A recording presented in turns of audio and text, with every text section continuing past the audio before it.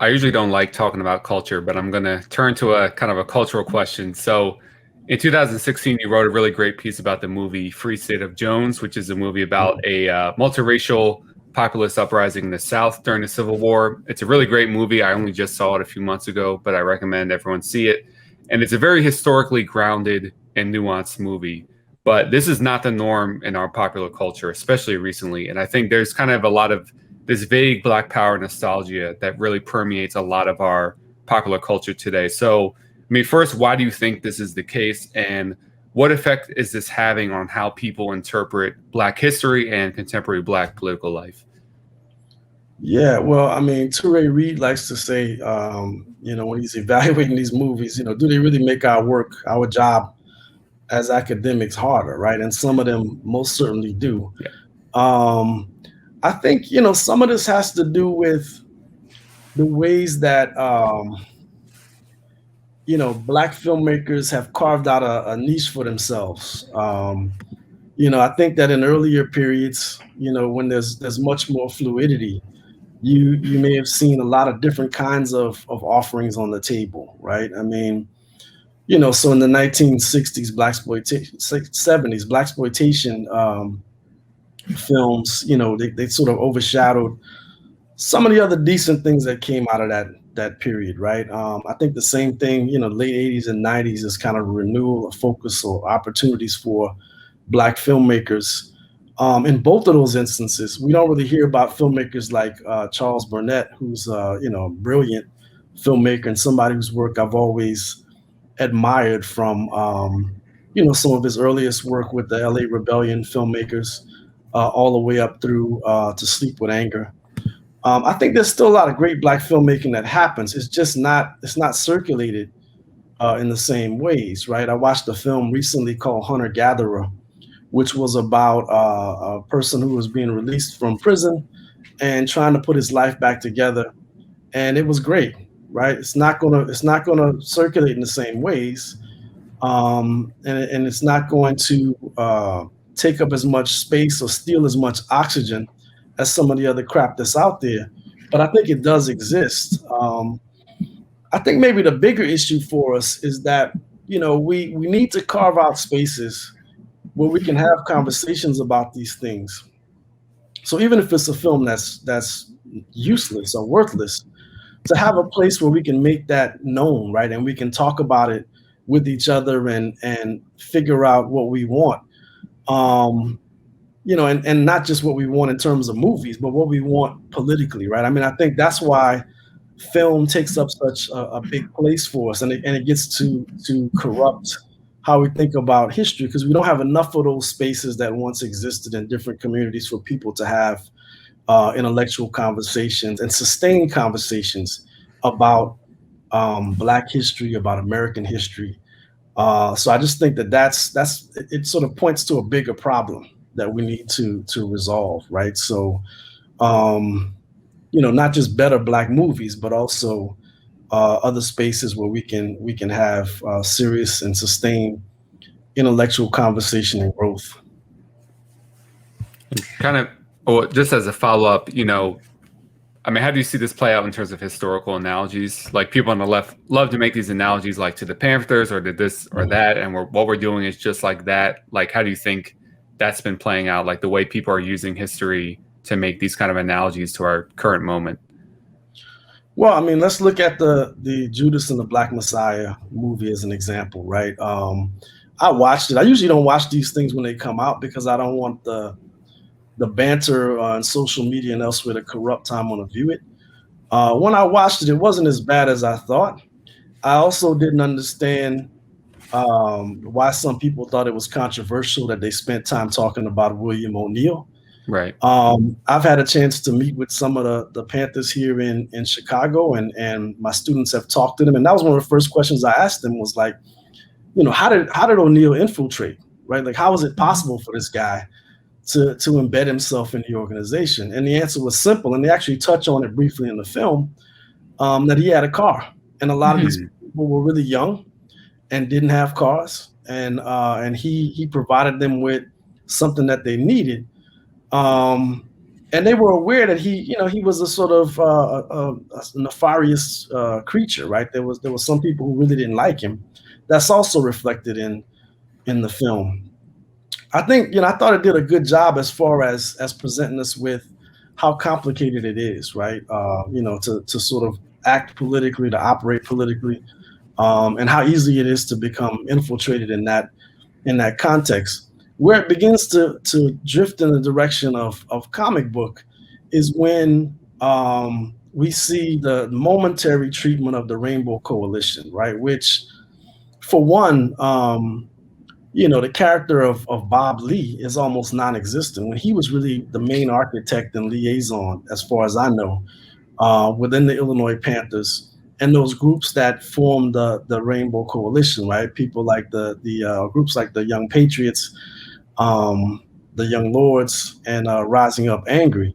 We don't really get a sense of that. The only thing we get is sort of the soundbite worthy moment where about the Confederate flag, and the fact that these are some people who resemble the kind of Trump voters that we probably dislike. What's sad about that is what's missing is why that coalition came together, and why somebody like Bob Lee would throw himself so deeply into organizing it. And one of the things that comes out, if you read Bob Lee's own accounts, he had his own reservations about dealing with these migrants from Appalachia and other places. And what he found out at one point, when he stepped out of a meeting, he got harassed by police. They slammed him on the car. And almost as soon as this transpired, all of these working class white people poured out into the streets and surrounded the police and demanded that Bob be let go. And he says that, when he saw that, he realized that it didn't matter if they were on the north side of Chicago and Uptown, or if they were in Austin or Garfield Park, that these whites, as well as blacks and Puerto Ricans and other groups here in the city, face some of the same problems under the Daley regime. And he was willing to work to try to build this coalition. Mm-hmm. That kind of nuance is just lost in a 90-minute, picture, which focuses on Hampton, which is important. He's a charismatic and important figure who's gone too soon. But we lose a sense of what politics is about, right? It's not just about charisma. It's about devotion. It's about commitment. It's about sustained work with other people to discover your common needs, common interests, and to figure out ways to pursue those and realize those. That isn't always captured that well in film. And, we just have to push filmmakers, but also, not expect Hollywood movies to do the work that we should be doing.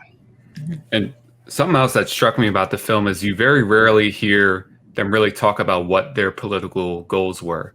And really the thing you hear the most was he wants to feed kids in the city. Right. And I think this kind of goes back to like militant liberalism, where it's like, well, what really is the radical message here of this movie, when really what you hear mostly is he just wants to feed, set up things to feed kids in the neighborhood. Right. And that in and of itself is a crime, right? That the way that the survival programs have been interpreted, right. And I in part blame, the Black Power mixtape, and the way that the one quote by J. Edgar Hoover is truncated and taken out of context. Hoover didn't really care about Black self-help. I mean, I don't think he really cared. And we got to keep in mind, during that same period, you had Black churches who had diners, right? They had community diners. The Black church I grew up in the 1970s and 80s, we had a community diner. Nobody cared about that, right? Nobody's trying to rush in to stop us from serving day laborers and out of work people, right? The issue with the Panthers, which should be the one that we should focus on, Hoover was concerned about the ideological impact, that the Panthers could have by way of the breakfast program. The idea was that this was a means of propaganda in the eyes of Hoover, right? That if they were doing this and establishing a working relationship in ghettos across the United States, it could alloy, Black communities to the agenda of the Panthers. And so he's more concerned about neutralizing their political project, not just simply the notion of self-help. So I just think that gets misconstrued. There's also the misinterpretation I've heard recently where people will argue that the Panthers pioneered free breakfast and then the federal government appropriated that from them. That's a total myth, right? The federal government was already engaged in a pilot program for free breakfast before the Panthers were even formed. And there were other states, of course, that were serving free lunch to students long before the late 1960s. So I just think we have to be more vigilant in terms of thinking about these things. I mean, clearly Hoover is a terrible figure, and we should hate him. But we should hate him for the right reasons. He was trying to neutralize what he saw as a potential, socialist project expanding in popularity in the United States. It had nothing to do with grits and sausage, right? So I want to kind of fast forward now, I guess. You had mentioned reparations a little while ago, and that's kind of become like a hot item again. We've been hearing a lot of politicians either saying they support reparations, or at least they support forming a committee to look into the idea of reparations. But we've also heard a lot of different politicians at kind of the state and federal level calling different things reparations, right? And we've also seen a rise in, I guess you might say, sort of race-targeted programs. So the ones that are coming to my mind are there's an ongoing controversy because there's in the federal coronavirus relief, there's a provision that gives funding to non-white farmers. So white farmers are excluded, and unsurprisingly, at least not very surprisingly to me, that the government is being sued now by white farmers, represented by a legal group. And unfortunately, that means that the funding, which was earmarked for, Black and other farmers of color, is now locked up. A similar thing happened in Oregon, where there was a COVID relief fund that was earmarked specifically for Black business owners. Again, Oregon was sued, and I think that money, millions of dollars, is still locked up. And then, of course, we have things like Evanston, Illinois, recently passed a measure that would give some money to Black homeowners who, bought a home. I don't remember the exact dates. You're in Illinois, so you probably know about this one better than I do. And I think we've heard a lot of discussion. Well, is this reparations? Is this not reparations? And I think that's an interesting question, the question of what is reparations. But I think more generally, what do you make of the rise of these sort of racially targeted programs? I mean, is this, I guess, well, I'll hand it over to you, and then I'll add some thoughts. Yeah, so my immediate response, right, is that I'm not against racial targeting, right? I've been an academic for full time for 20 years now, and just within that context, right, Black students are underrepresented. They're not recruited in the same ways. There's disparities in terms of retention and graduation rates. Black faculty, struggle in the same ways in terms of recruitment and progression to tenure. So across all institutions and workplaces and schools in the United States, there's disparities, and I'm not against us trying to figure out creative ways to address those. I've been a part of those kinds of projects on different campuses and in communities, right? So I get it. I think it comes from a good place. But ultimately, it doesn't really get at the core issue, right? In some moments. So the Evanston case is a good one, right? And let's just talk briefly about that. In order to qualify for the sort of reparations, if you will, in Evanston, you had to have been a resident in Evanston before 1969. And you had to have been a victim of discrimination, either by private parties or by some policies and practices in the city of Evanston. And you have to be able to prove that, right? So think about how narrow the pool of potential, claimants are when it comes to the 10 million or so money that they've pledged, which will go towards home improvement, right? So if I'm able to demonstrate that I was discriminated against before 1969, then I may receive, some recompense for what happened to me that could be used either towards payment of my standing mortgage or, towards a new mortgage, or maybe to just do some improvements on my home. That's not reparations in the ways that we've been hearing it over the last few years, or even over the last 50 years, if we go back to Black Power and people making that argument. reparations, I think it persists because of the power of the historical argument, right? And it's one that you can't really deny, right? This country, has engaged in slavery, throughout its formative beginnings all the way up through the 19th century, and then another duration of Jim Crow segregation, which mattered, right? It mattered in terms of who got a chance to build wealth and who got a chance to do well in the society, and so we could easily make the case for it, right? That it matters.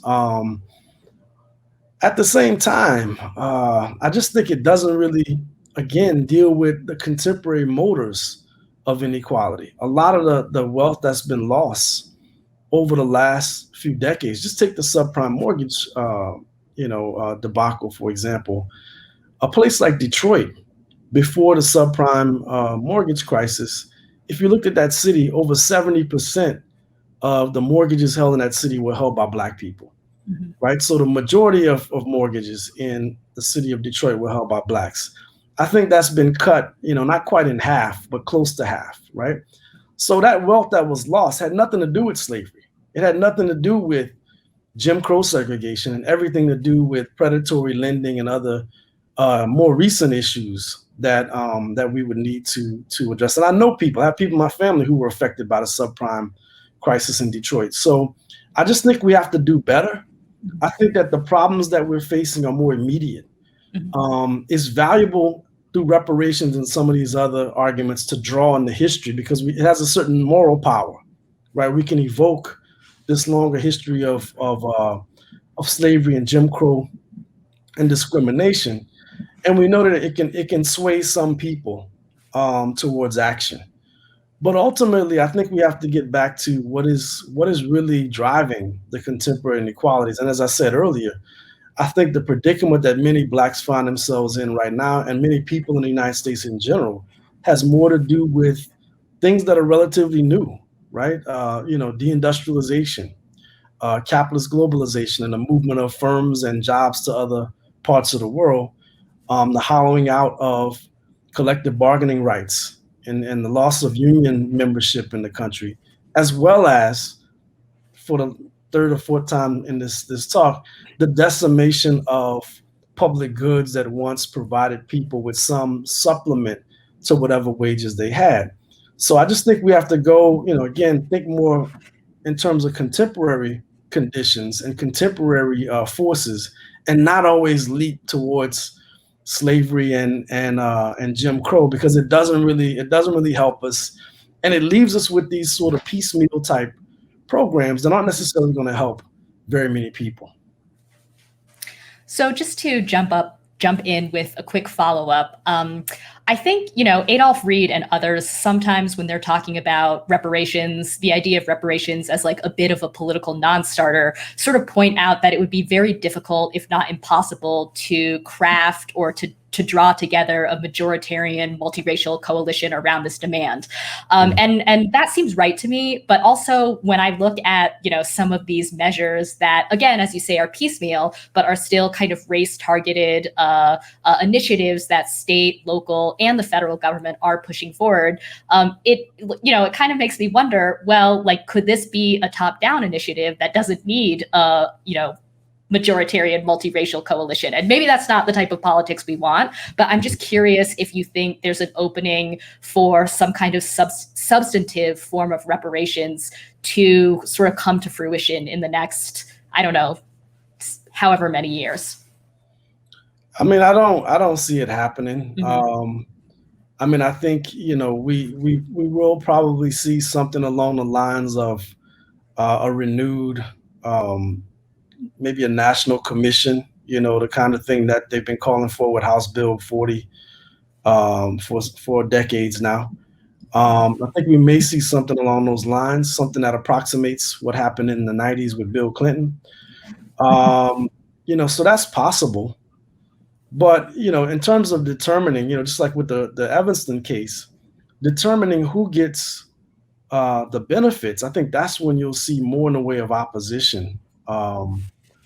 I mean, one, because it's a difficult thing to determine, right? But I think even more importantly, it's even more egregious and more difficult to find a majority coalition for than even the black farmers payout and other things that are now being contested. So, we have to, I think to agree with Jen's point, I think we have to think in majoritarian terms, right? And I think that bothers people.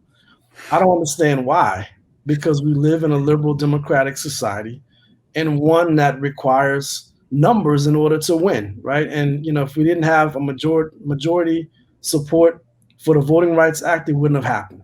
If we didn't have majority support for the 13th, 14th, and 15th Amendments, and super majorities for that matter, it wouldn't have happened. And so I think we have to go back to that, right? We have to think in those terms, and it's possible. It takes a lot of work. But if we want to create a different kind of society, and one that is racially just, and one that also deals with some of these deeper inequalities, there's no way around it, right? There's no shortcut other than building support, brick by brick, person by person, and developing majorities to get things passed. I mean, this is, again, what happened last year. It was spectacular. It was exciting.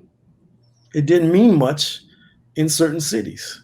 The attempt to try to cut ties with police in the Chicago Public School District, it ran into a brick wall, right? Some people weren't on board with that. There was some reduction in funds for the CPS, or the relationship between police and the CPS. But I just think that, again, we have to think in those strategic terms. If we can't build a broad majority, then we're not thinking seriously, right? We're not willing to play the game. Now, I'll echo you in that I don't understand what is this aversion to thinking in majoritarian terms. I don't know when that happened. I can't relate to it. So I think, unfortunately, this might be our last question, but you often talk about the need for, public works projects as a way to addressing some of these root causes of violent crime and police violence. Can you talk about, what would a revived and expanded public sector mean for Black workers, especially? Well, I mean, I'm of the mindset that, again, if we look at the historical progress, where did it happen and how did it happen? And if it wasn't for public employment, you don't get Washington, D.C. as the chocolate city that everybody loved, and I loved, in the 1990s, where you got, an expanded Black middle class. There's all sorts of social life that springs forth from that. That was made possible through public sector employment. The same is true for other big cities. And we could go back not just to the post-Jim Crow period, but even during Jim Crow.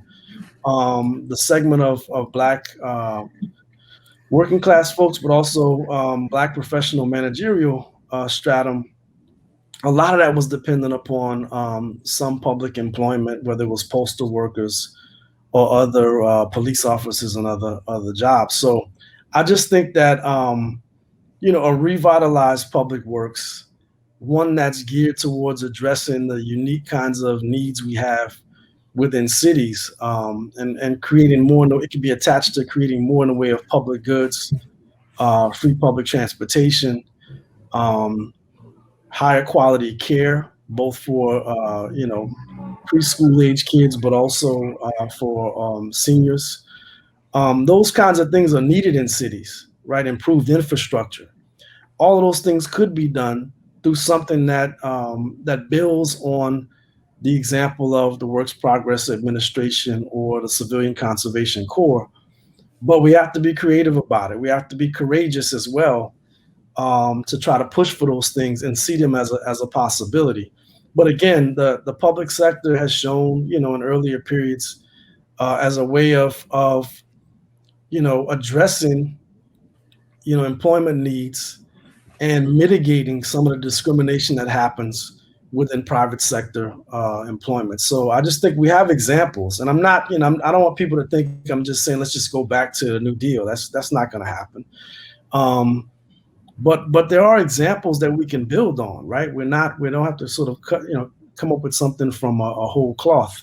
So that's just my sense of it. I mean, I think public goods would go a long way towards improving life within American cities, but also rural areas and small towns. But again, we have to have the courage to push for those things.